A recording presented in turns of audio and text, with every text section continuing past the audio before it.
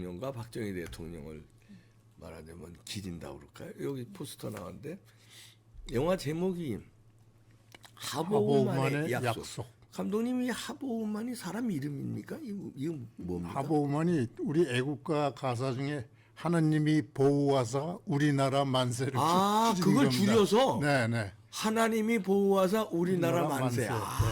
그 약속이다. 예. 하나님과 대한민국의 언약을 상징하고 있는 겁니다. 그러네요. 네. 아유, 이름이 멋지네요. 이래 보니까.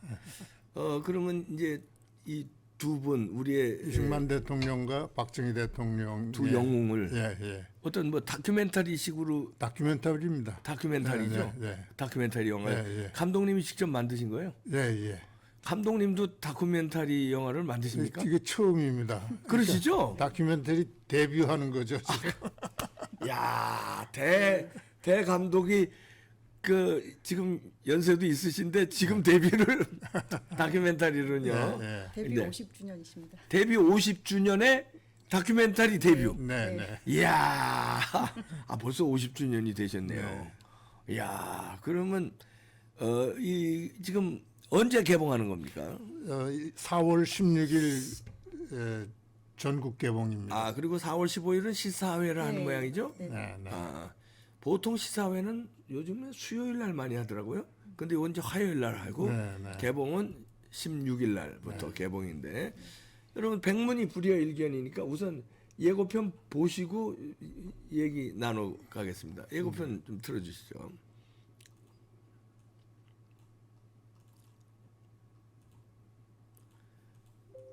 정직한 증언 이렇게 나오네요.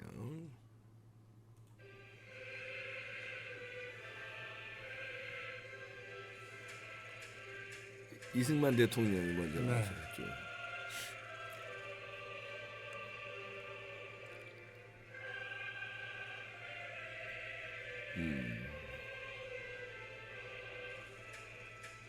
박정희 대통령이 왜 이런 이제 약속이란 이제 영화 제목을 다뤘습니까? 이 두 분의 다큐멘터리에서.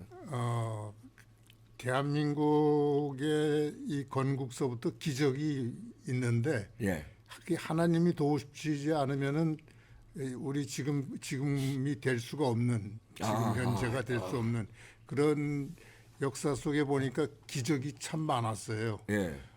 우선 그 해방 전국에서 이승만 대통령 혼자만 자유민주주의 대한민국을 그랬죠. 세우려고 했고 나머지 독립투사들이 들어와서 이 사람들이 전부 대륙 중국 만주 연해주 쪽에서 온 분들이라 볼셰비키 혁명의 영향을 받아가지고 사회주의적 경향이 있어서 그랬죠. 좌우 합작 건국을 하려 그랬고 미 군정 당시에 그 하지중장. 하지중장도 좌우 합작을 권고를 했어요. 예. 그리고 여론조사를 군정청에서 했는데 장차 이 대한민국 조선의 그 정치 체제를 어떤 걸 원하냐가 했더니 이 국민들이 남한의 국민들이 사회주의를 70%, 공산주의를 7%, 자유민주주의는 14%밖에 안 돼요. 압도적으로. 네, 그런 몰랐었죠. 그런 속에서 이승만 대통령의 그 민주주의 건국이 된다라는 게 대한민국 건국이 된다라는 게 기적 아니면 안 된 일이었거든요. 그 이제 하나님이 해주신 거다. 하나님의 약속이다 이렇게 그렇죠. 보시는군요. 네.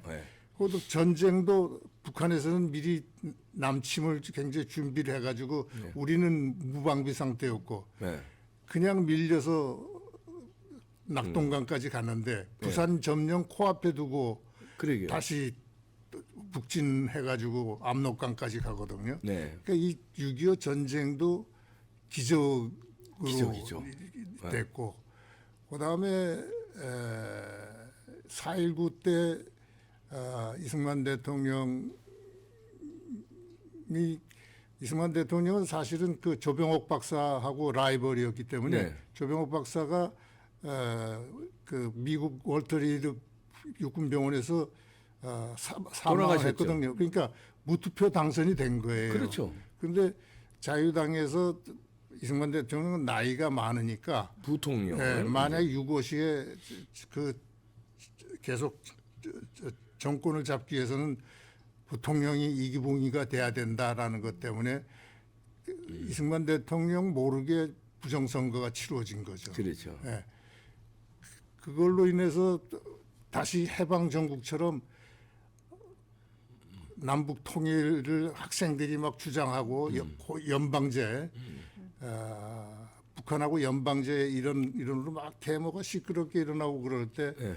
박정희 대통령이 나와서 반공을 국시의 제일로 삼고 하는 그걸 지켜나가면서 오늘의 대한민국 선진 10위 안에 들어가게 세계 선진 10위 안에 들어가게 만들어 놓은 거죠. 기적이다. 기적입니다. 하나님의 기적. 예. 5,000년 역사에 그런 적이 없잖아요. 근데 그게 이제 기독교가 부흥한 다음에 예. 그런 기적을 하나님이 주셨다. 그렇죠. 아, 그렇게 예. 지금도 나라가 혼란스러운 거 보면 꼭 그 해방 정국 같은 그런 생각이 들어요. 반국가 세력이 막 인본주의적 주장으로 하면서 예. 중국과 북한의 어떤 그런 도움을 받으면서 예. 대한민국 이거는 자꾸 붕괴시키는 그런 걸 볼 때 지금도 또 하나님이 지금 기적을 만들고 계신다고 생각합니다. 네. 네. 우리 정부영 대표님은 어떻게 이 영화를 그러면 만드신 제작사입니까? 아니면 투자사. 투자사. 네, 그러니까 투자하신 분들을 이제 모았어요. 네. 작년 10월 달부터 해서 불과 두세 달 만에 이제 제작비하고 이제 홍보 마케팅비를 다 모금을 했죠. 애국 시민들이 많이 참여를 했구만요. 그냥 뭐 애국 우파에는 돈을 안 내놓는다 이제 이런 고정관념들이 있잖아요. 그걸 깼군요. 예, 근데 제가 볼 때는 이게 전략이 없어서 돈을 못 모으는 것 같아요. 그래서 이장호 감독님과 그리고 이 시기에 맞는 이승만 박정희 대통령 기리는 그런 다큐를 한다라고 했을 때 정말 그 밑에 그 기초생활 수급자도 내시고 그리고 장애인 아이고. 부모님을 내시는 분도 100만 원 내시고 아이고. 이렇게 투자를 하신 거예요. 그래서 저희 모토는 뭐냐면 애국도 하고 돈도 법시다 이거였거든요. 그렇게 할 때에 이제 원금 보장이 원금 보장 원금 되고. 보장이 한 관객 19만 명이면 되거든요. 예. 그러니까 이제 그거는 뭐 되겠죠. 이거는 애국도 그냥 할 텐데 돈도 번다라고 하니 안 할 이유가 없다. 그렇지. 이렇게 해서 다들 십시일반을 해서 한 320명 이 정도가 투자하셔갖고 다 제작비와 이 홍보 마케팅비를 다 모금을 했습니다. 아, 그렇군요. 순전히 국민들이 만든 이제 영화인데 그렇죠. 네. 이게 이제 4월 16일이죠. 네, 4월 근데 이게 중요한 게 여러분들 예매가 중요합니다. 왜냐하면 예매를 많이 여러분들이 해주셔야 극장에 많이 걸리잖아요. 네, 맞습니다. 그러니까 여러분들이 그 애국 우파의 의리로 지금 이 이봉규 TV 보시는 분들은 예매를 해주시면 되고요. 이 극장에 일단 그 개봉할 때는 어디 많이 걸렸나요? 어디 걸리나요? 전국 메가박스에 한 200개, 300개 극장에서 꽤 많이 걸렸네요. 네, 그래도. 스크린, 예. 메가박스 200개, 300개 많이 걸리네요. 그래도. 근데 저희가 그 애국 시민들께서 자기 동네 극장에다가 네. 우리 동네에서 이거 안 하냐라고 그 극장에 가서 그걸 찾으셔야 돼요. 맞아요. 왜냐하면 이 문화예술계가 다 좌경화 기울어진 운동장이 되었기 때문에 잘 오픈 안 하려고 하는 게 있고 광고할 때도 좀 힘이 드는 면이 있어요. 그렇죠. 예. 예, 그래서 여러분들이 좀 요청도 많이 해주시고요. 중요한 건 예매예요. 그냥 현장에 가서 사시는 분도 중요하지만 미리 이 방송 보고 미리 예매를 해주십시오. 그리고 맨날 며칠에 내가 간다고 예매하면 가서 보시면 그 예매 효과가 개봉관을 더 지금 200개, 300개인데 아마 500개, 600개로 더 늘려서 그 효과가. 그러면은 뭐 대박입니다. 아니 왜냐면 우리 또 우파 영화가 뭡니까 100만 넘긴 게 나왔었잖아요. 다큐멘터리 영화. 네, 건국전쟁. 건국전쟁이 네, 나왔으니까 네. 건국전쟁은 이승만 대통령 한 분 그렇죠. 조명한 건데 네. 지금 이거는 이승만 대통령과 박정희 대통령 네. 기적을 그리고 또 거장 이장호 감독님이 메가폰을 잡으신 거니까 이건 뭐 더 가야죠. 100만 이상 가야죠. 데뷔작입니다. 네. 아니 근데 그동안에는 다큐멘터리를 안 하셨는데 왜 다큐멘터리를 제작하려고 마음을 먹으셨어요? 제가 이 영화 만드는 과정이 여러 번 바뀌었는데 예. 처음에는 영화라는 거에 대한 참된 저거를 몰라가지고 그저 돈 벌고 명예를 얻는 거라고만 생각하고 네. 멜로드라마를 네. 만들었거든요. 예. 근데 하다가 보니까 대마초 5년 활동을 못했어요. 예, 예. 한참 그때 파동 있을 때. 그때 제가 가만히 보니까 대한민국 영화가 대한민국 현실을 그리지 못하고 있다. 그런 걸 느껴가지고 우리 이어령 선생한테 이제 그 얘기를 했더니 이어령 선생이 재미있는 얘기 해주더라고요. 뭐라고요? 그 농촌에 가면 재래식 화장실 네. 거기에 오래 앉아 있으면은 악취를 못 느낀다. 아, 그런데 마비가 되는 거죠. 예, 신선한 공기를 마시고 들어가면 냄새가 악취가 난다. 근데 이제 지금 이장호가 그런 식이다. 영화판에서 잠깐 쉬는 동안에 새로운 현실을 봤으니까 냄새를 맡은 거다 이제 비로소. 아. 그걸 잘 살려서 영화를 만들려고. 그래서 제가 바람 불어 좋은 날이라는 영화를 만들면서 예. 한국 영화의 리얼리즘 회복을 한다라는 걸 주장하고 나왔거든요. 네. 근데 그 후로 이제 그 영화가 흥행이 잘 되고 관객 평도 좋아가지고 상도 그때 받으셨지 그때 않습니까? 상도 받고 그 다음에 한국 영화가 후배들이 리얼리즘을 계속 이어나가기 시작한 거예요. 네.